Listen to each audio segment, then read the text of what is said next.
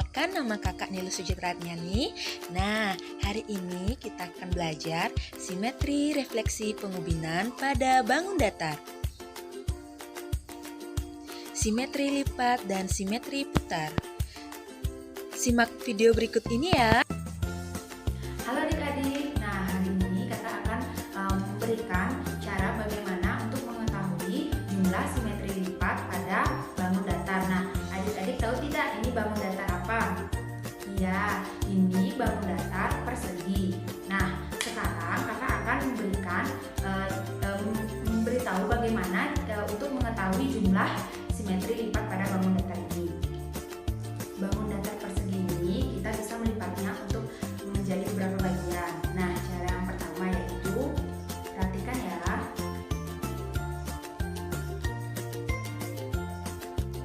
Ketika kita lipat, hasil lipatannya itu tidak ada bagian yang terlihat. Nah, kemudian lihat ya, kemudian tidak ada sisa. Cara kedua, perhatikan.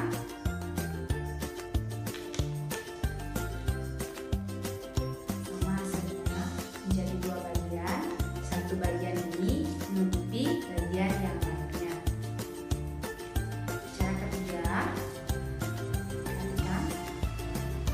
Kita bentuk seperti segitiga ya.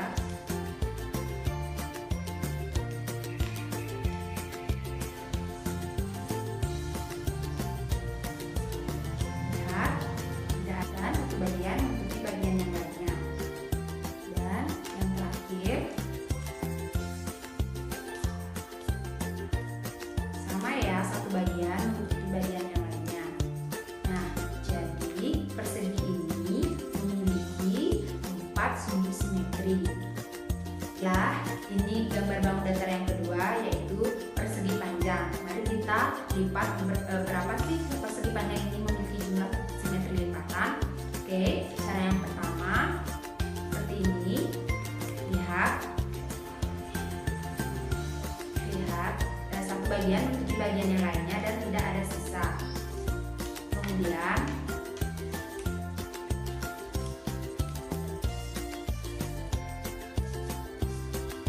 dan seperti ini.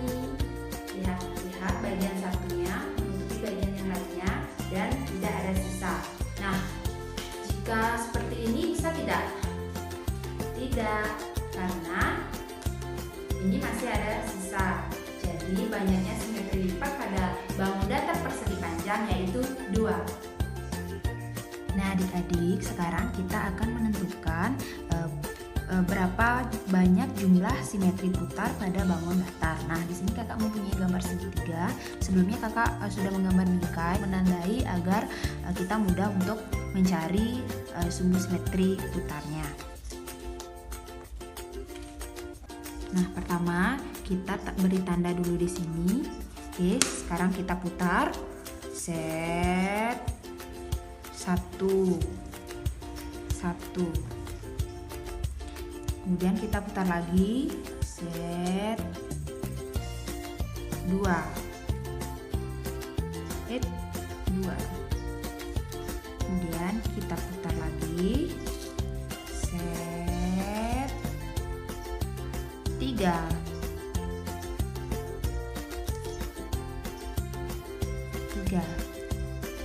Oke, berarti sumbu simetri putar pada bangun datar segitiga yaitu 3. Kita ulangi lagi. 1, 2, 3. Sudah paham ya adik-adik semuanya? Ini untuk menentukan simetri putar. Jadi dapat kita simpulkan simetri lipat adalah banyaknya lipatan pada bangun datar sehingga lipatan tersebut membagi 2 sama besar dan apabila dilipat satu bagian menutupi bagian yang lain. Dan simetri putar adalah banyaknya putaran pada bangun datar untuk kembali pada posisi awal di mana setiap putaran membentuk pola yang sama dengan bentuk yang sebelumnya diputar. Contoh soal berapa banyak simetri lipat pada bangun datar di papan? Ayo adik-adik tebak, ini bangun datar apa saja? Yang pertama ada segitiga memiliki 3 simetri lipat. Yang kedua ada belah ketupat memiliki 2 simetri lipat. Yang ketiga ada trapesium memiliki 1 simetri lipat. Yang keempat ada huruf A memiliki 1 simetri lipat. Yang kedua ada bintang. Ayo tebak bintang memiliki berapa simetri lipat? Iya, bintang memiliki 5 simetri lipat. Kemudian bentuk pohon memiliki 1. Nah, adik-adik, apakah sudah bisa? Gampang kan? Selanjutnya simetri putar. Persegi panjang memiliki simetri putar hanya 2. Kemudian hati memiliki simetri putar berapa? Iya, hanya simetri 1. Kemudian persegi berapa adik-adik? Tadi kita sudah singgung dengan contoh kakak di awal. Persegi memiliki simetri putar sebanyak sebanyak 4. Kemudian bintang. Bintang memiliki simetri putar berapa adik-adik? Ayo tebak. Bintang memiliki simetri putar hanya 2. Kemudian jajar genjang. Jajar genjang memiliki simetri putar 2. Bagaimana adik-adik? Bisa kan? Refleksi atau pencerminan. Nah, adik-adik, pernahkah kalian bercermin? Dan apa yang terjadi ketika setelah bercermin? Refleksi atau pencerminan adalah proses mencerminkan setiap titik geometri terhadap garis tertentu, sumbu cermin atau sumbu simetri. Sifat-sifat refleksi. Sifat-sifat refleksi di sini kakak mempunyai 3 sifat. Yang pertama, 1.